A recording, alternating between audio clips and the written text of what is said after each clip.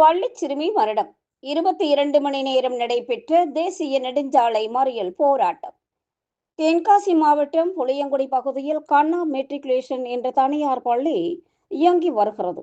இந்த பள்ளியில் சுமார் 1000க்கும் மேற்பட்ட மாணவ மாணவிகள் பயின்று வரும் நிலையில் புளியங்குடி அருகே உள்ள நெற்கட்டான் சேவல் எனும் கிராமத்தில் இருந்து மட்டும் சுமார் 20க்கும் மேற்பட்ட மாணவ மாணவிகள் அந்த பள்ளியில் பயின்று வருகிறார்கள்.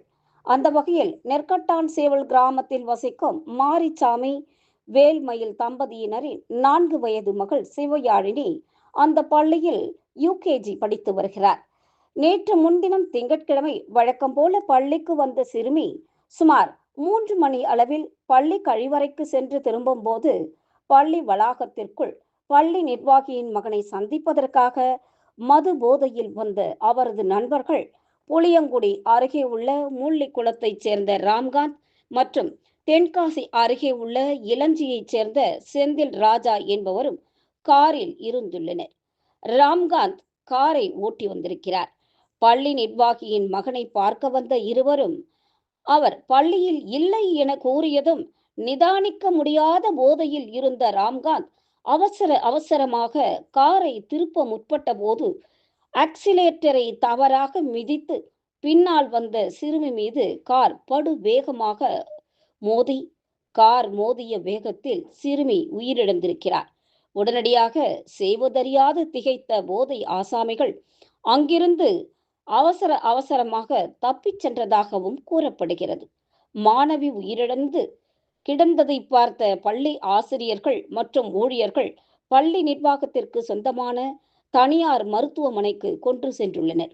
அங்கே பரிசோதித்த மருத்துவர் குழந்தை ஏற்கனவே உயிரிழந்து விட்டதாக தெரிவித்துள்ளார். உடனடியாக பள்ளி நிர்வாகம் விபத்துக்கான தடயங்களை அழிக்கத்தான் முற்பட்டிருக்கிறது.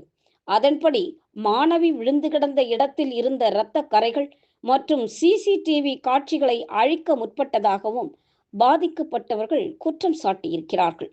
மேலும் விபத்து நடந்து பல மணி நேரம் ஆகியும் சிறுமியின் பெற்றோர்களுக்கு அவர்கள் தகவல் தெரிவிக்கவே இல்லை. இந்த நிலையில் காலை மகளை பள்ளி வாகனத்தில் ஏற்றிவிட்ட தாய் வேல்மயில் மாலை 4 மணி அளவில் பள்ளி வாகனத்தில் மகளை இறக்கி வீட்டிற்கு கூட்டி செல்வதற்காக காத்திருந்திருக்கிறார். அவர் காத்திருக்கும் வேளையில் பள்ளி வாகனமும் வந்திருக்கிறது. ஆனால் வேல்மயிலின் அன்பு மகள் சிவயாழினி மட்டும் வண்டியில் இருந்து இறங்கவில்லை. அவரது புத்தகப்பை மட்டும்தான் வந்திருக்கிறது. அப்பொழுது உடனிருக்கும் மாணவிகளிடம் தாய் வேல்மயில் என்னுடைய மகள் சிவயாழினி எங்கே என்று கேட்கவும் பேருந்தில் இருந்த மற்ற மாணவிகள் சிவயாழினிக்கு விபத்து ஏற்பட்டு விட்டது, அவள் இறந்து விட்டாள் என்று பள்ளியில் பேசிக்கொண்டதாகவும் கூறியிருக்கிறார்கள். இதை கேட்டு அதிர்ச்சியடைந்த சிறுமியின் தாய் கூக்குரல் இட்டு அழவும் அக்கம் பக்கத்தினர் திரண்டு வந்திருக்கிறார்கள்.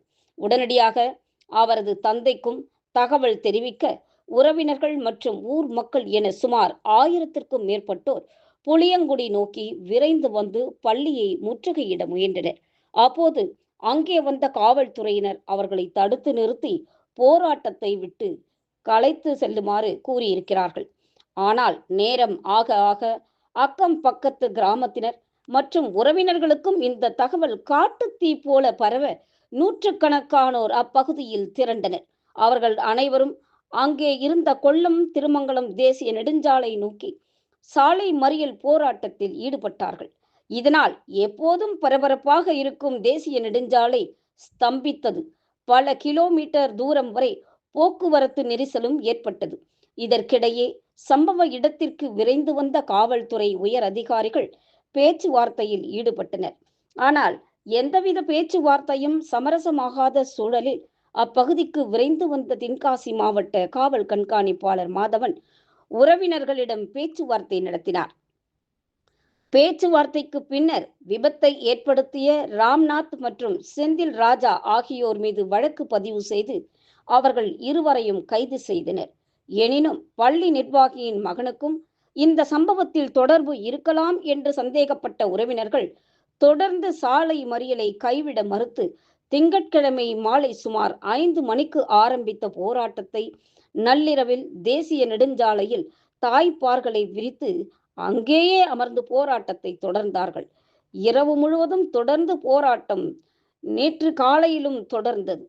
இந்த நிலையில்தான் நேற்று சுமார் 1 மணி அளவில் தென்காசி காவல் கண்காணிப்பாளர் மாதவன் தலைமையில் காவல் ஆய்வாளர்கள் சுரேஷ்குமார், ஆடிவேல் மற்றும் ஷாம் உள்ளிட்ட காவல்துறை அதிகாரிகள் சிறுமியின் உறவினர்கள் மற்றும் ஊர் பெரியவர்கள் என அனைவரையும் அழைத்து நடத்திய பேச்சுவார்த்தையில் பள்ளி நிர்வாகம் தனது தவறை ஒப்புக்கொண்டு உரிய இழப்பீடும் வழங்க சம்மதித்த நிலையில் குழந்தையின் பெற்றோர்கள் உறவினர்கள் விதித்த பல்வேறு நிபந்தனைகளை பள்ளி நிர்வாகமும் காவல்துறையும் ஏற்றுக்கொண்டதால் சுமார் 3 மணி அளவில் போராட்டத்தை கைவிடுவதாக சிறுமி சிவயாழினியின் குடும்பத்தினரும் ஊர் பொதுமக்கள் மற்றும் போராட்டத்தில் கலந்து கொண்டவர்கள் ஒப்புக்கொண்டு கலைந்து சென்றிருக்கிறார்கள்.